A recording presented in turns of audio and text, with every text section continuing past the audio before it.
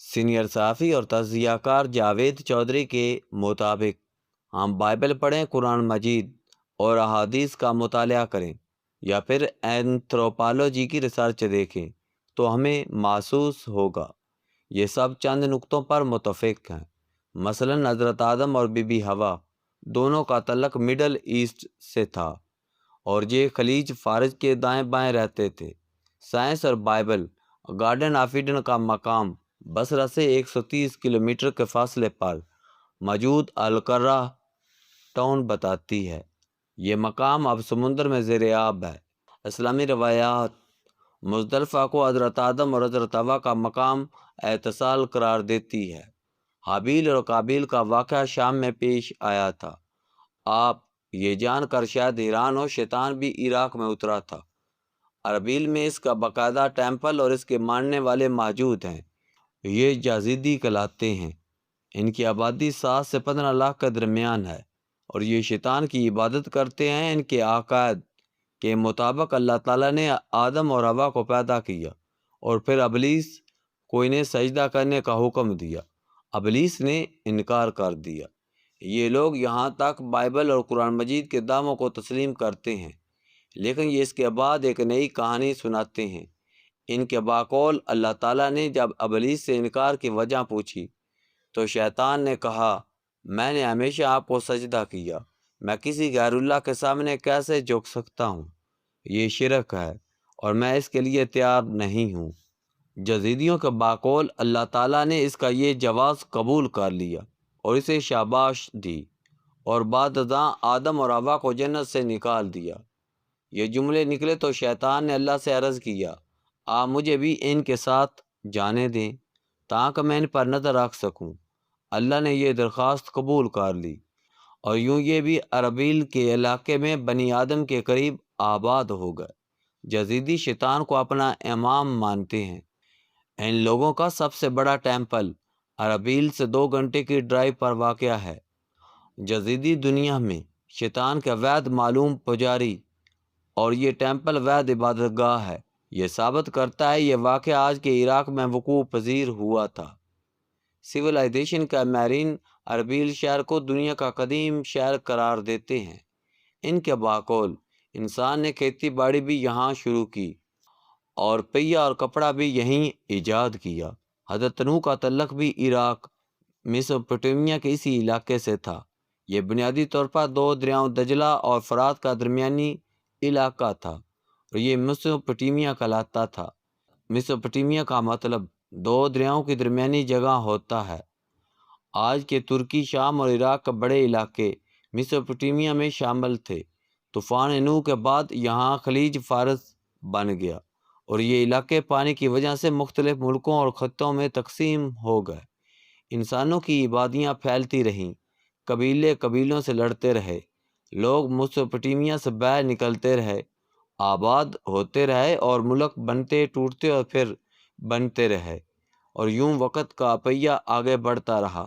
دنیا کے تمام قدیم ترین شہر اسی علاقے میں ہیں۔ واٹر ایج، طوفان نوح کے بعد آئس ایج، برف کا زمانہ آیا۔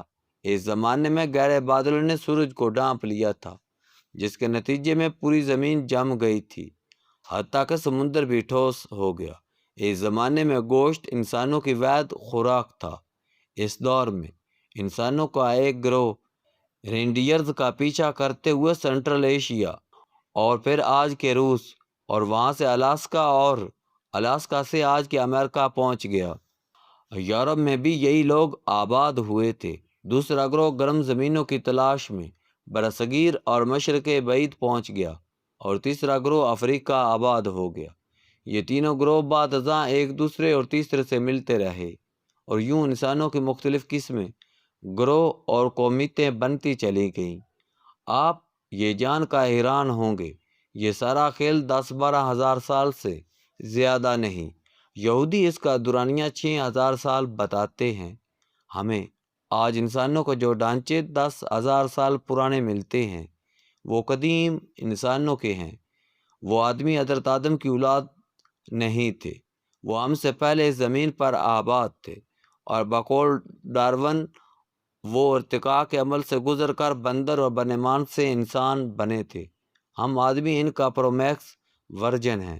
ہمارے دماغ کا سائز ان سے دگنا بلکہ 100 گنا ہے، لہذا ہم کون و مکان کی حدود سے باہر نکل گئے، اور ہم نے وہ بھی اجبادیہ دریافت کر لیا جس کے بارے میں دوسری مخلوقات سوچ بھی نہیں سکتی تھی۔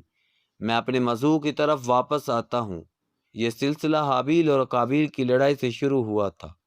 شام کی کسی گھاٹی میں قابیل نے اپنے بھائی حابیل کو قتل کر دیا، اور اس کے بعد فسادات کا وہ سلسلہ شروع ہو گیا جس کے بارے میں فرشتوں نے پیشگوئی کی تھی۔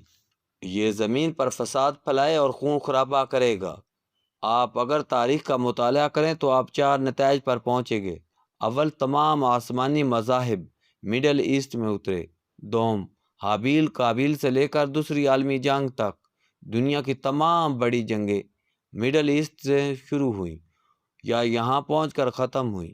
پہلی جنگ عظیم میں خلافت عثمانیہ ختم ہوئی۔ پورا مڈل ایسٹ اس وقت اس خلافت کا حصہ تھا۔ دوسری جنگ عظیم یورپ اور جاپان میں لڑی گئی، لیکن اس کے نتیجے میں اسرائیل بنا، اور اس نے مڈل ایسٹ میں تیسری جنگ عظیم کی بنیاد رکھ دی۔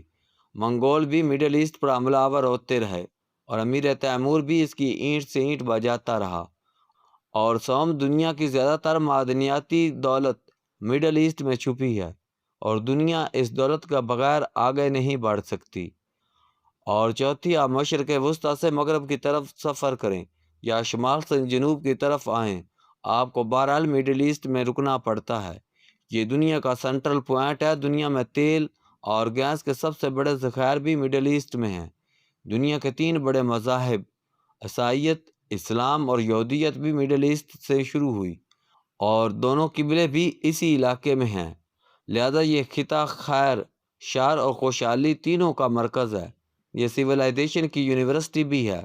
تہذیبوں نے یہیں سے جنم لیا تھا اور یہیں پر ختم ہوتی رہی ہیں، لہذا ہم کہہ سکتے ہیں کہ آدمیوں کا سفر اسی سرزمین سے شروع ہوا اور ان کا خاتمہ بھی اسی مقام پر ہوگا، اور ہم بدقسمتی سے بڑی تیزی سے اس طرف بڑھ رہے ہیں۔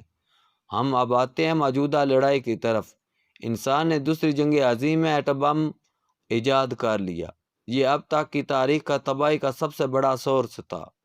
اس سے صرف امریکہ کے دشمن نہیں گھبرائے بلکہ امریکہ خود بھی ڈر گیا۔ کیوں؟ کیونکہ یہ ٹیکنالوجی تھی، اور انسان کا کمال یہ ہے، یہ علم کو محدود نہیں رہنے دیتا۔ دنیا کے کسی کونے میں اگر کوئی شخص کوئی چیز ایجاد کر لے تو دوسرے انسانوں کو اسے سیکھنے میں زیادہ دیر نہیں لگتی۔ آپ سول ایوییشن، بجلی اور فون کو لے لیجئے۔ رائٹ برادرز نے 1903 میں پہلا جہاز اڑایا تھا۔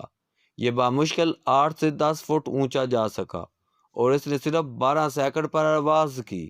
لیکن آپ انسان کا کمال دیکھیے، اس نے پہلی اور دوسری دونوں جنگیں جہازوں کے ذریعے لڑیں، اور یہ جہاز کی پہلی پرواز سے صرف 66 سال بعد چاند پر اتر چکا تھا۔ انسان نے اس کے بعد صرف 103 برسوں میں رائٹ برادر سے F-35 اور J-35 تک سفر طے کیا۔ بلب 1879 میں ایجاد ہوا، لیکن یہ 30-40 برسوں میں آدھی دنیا تک پہنچ چکا تھا۔ ٹیلی فون گراہم بیل نے 1876 میں ایجاد کیا۔ اس نے نسل انسانی کی تاریخ میں پہلی بار اسٹینڈ کو ہے کہا۔ یہ ہیلو بنا، اور پھر 10 برس میں پوری دنیا میں ہیلو ہیلو ہو رہی تھی۔ انسان نے ہیلو سے سوشل میڈیا تک کا سفر 129 برسوں میں طے کیا، لہذا امریکہ جانتا تھا ہم بلا شبہ دنیا کی پہلی ایٹمی طاقت ہیں، لیکن ہم وحید نہیں ہیں۔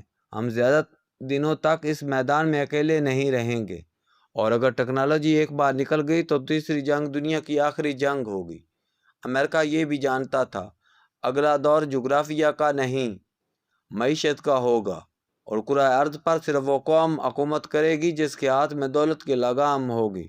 لہذا امریکہ نے معیشت کی لگام اپنے ہاتھ میں رکھنے اور دنیا کو تیسری عالمی جنگ سے بچانے کے لیے چند بندوبست کیے۔